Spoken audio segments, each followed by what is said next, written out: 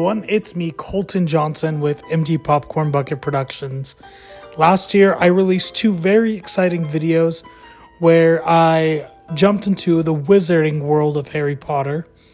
This year, we're jumping back in, but instead of covering multiple movies and books in one video or two, I thought it would be more fun to review each book and movie together. Last time, I first watched each movie in a movie theater, which was really exciting.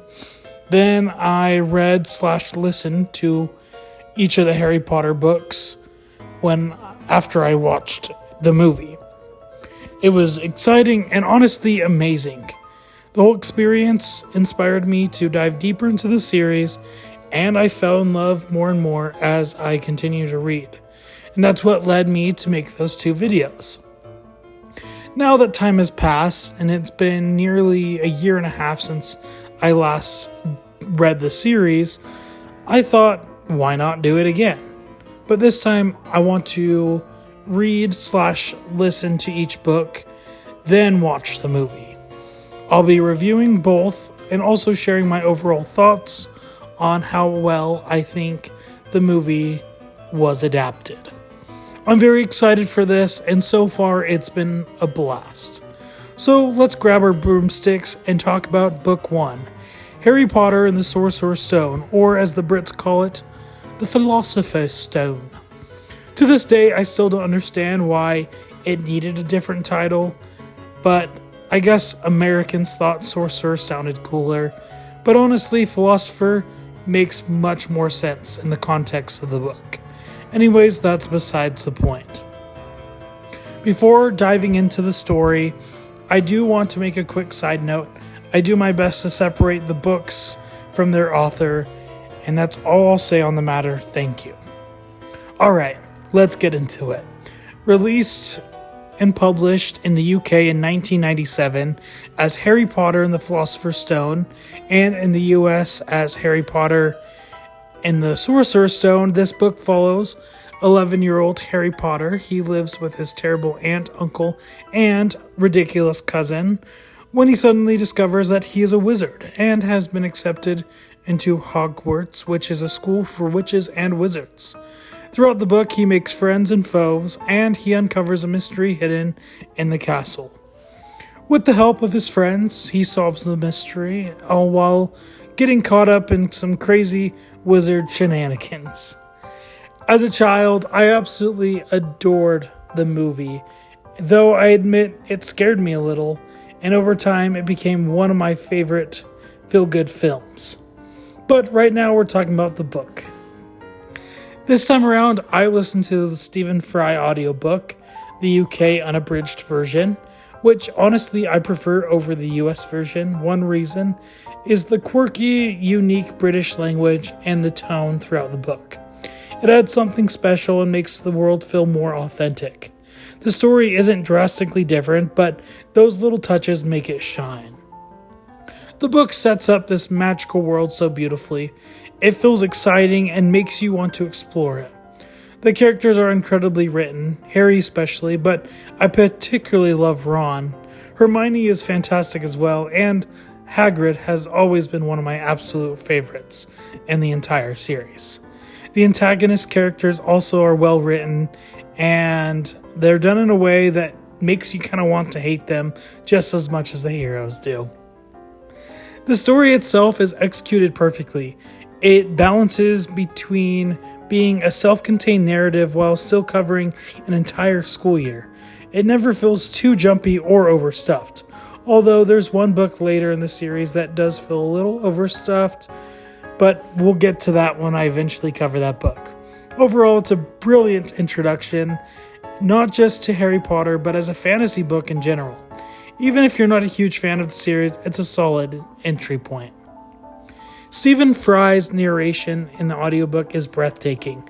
It captures the magic of the world, the story, and the characters so well. I've also listened to Jim Dell's version of the later books, and he is fantastic too. Both are amazing, but I prefer Stephen Fry because they match the UK publications, which I prefer. Overall, This book brings readers and listeners like me into the wizarding world in such a wonderful way. I don't technically have a rating system for books, but if I have to rate it like the movies, I would give it a 5 out of 5. Mainly for its impact for being the perfect beginning to such a great series. Now, we're going to jump into the movie. After the success of the books, Warner Brothers struck a deal to create the film adaptation. Multiple directors were considered, including Steven Spielberg. Ultimately, Chris Columbus was chosen, and I think he was a fantastic choice. The film was released on November 16th, 2001, and it quickly became beloved by audiences alike, kicking off an entire franchise. Since I already went over the plot, I won't repeat it, but instead, let's talk about why this movie is one of the most enchanting and memorable films I've ever seen. It captures the magic of the books beautifully and translates it wonderfully to the screen.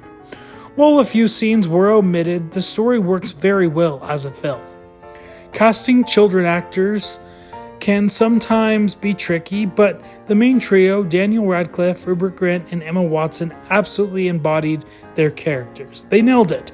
The supporting cast was also equally fantastic, especially Richard Harris, Alan Rickman, Robbie Coltrane, and Maggie Smith, just to name a few. Honestly, the entire cast shines, and I think the casting overall was a huge reason the franchise succeeded. One of the best attributes of this movie is the fact that it brings the wizarding world to life, with stunning sets, visual, and most importantly, the music. John Williams' score is one of the greatest scores of all time. It rivals some of his own as being one of the most iconic film soundtracks. The themes are magical, memorable, and instantly transport you into the world of Harry Potter. That soundtrack is wonderful. One of my favorites is Harry's Wonderful World and obviously Hedwig's theme. Of course, the big question with any adaptation is, how well does it match the book? And honestly, I think it does pretty well. It keeps the story intact, captures the characters, and immerses audiences into the world.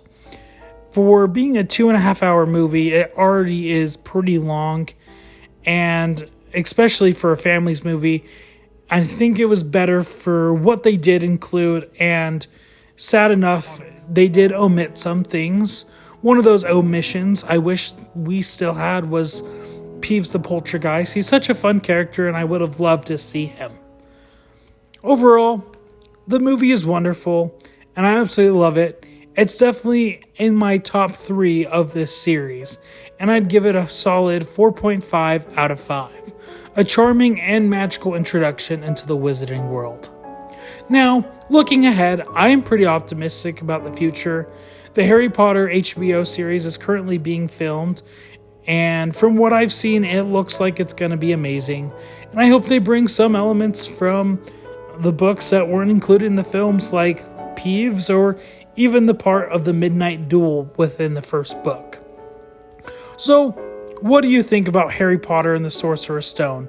Do you enjoy the movie? Have you read the book? Be sure to like, subscribe, and share this video, and stay tuned as I continue the wizarding journey with Harry Potter and the Chamber of Secrets, which that video will most likely release sometime in the next month. So stay tuned for that. And don't forget to check out my other Harry Potter videos. I'll link those in the description below, so check those out. Also, you can also check me out on TikTok, Instagram, and Letterboxd. Links are also in the description below. Thank you and have a magical day. Bye!